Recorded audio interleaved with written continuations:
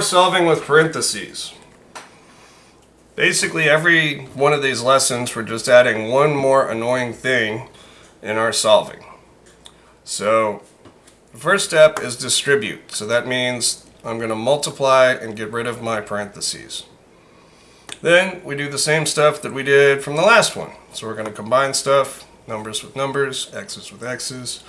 Then we'll do the add subtract things. Then we'll do the multiply divide stuff. Alright, so to distribute, I've got 2 on the outside of the parentheses. So the first thing I need to do is multiply this all the way through. I need to multiply it with both of them. 2 times 8 is 16. 2 times 4c is 8c. And then my 32 stays the same.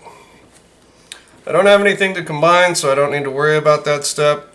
Now I need to do the add subtract stuff. I'll subtract and subtract. These are gone. My 8c comes down. 32 minus 16 is 16. Now I need to do my multiply divide stuff. This is 8 times c, so I'm going to do the opposite and divide, divide. C is 2. And over here, same thing, we're going to distribute, so I need to multiply it all the way through the parentheses. So my 15 stays the same, my equals comes down, negative 2 times 2t is negative 4t, negative 2 times negative 1 is positive 2.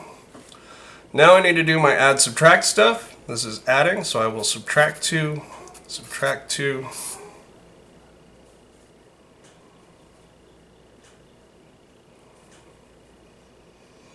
So these are gone.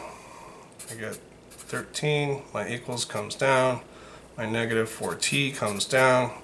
Now I need to do my multiply divide stuff. This is multiplying, so I will divide and divide. Those are gone. 13 is not cleanly divisible by 4, so I'm just going to leave it like that. And you might notice my t looks funny, it has a tail. That's just so that you don't get that mixed up with a plus sign.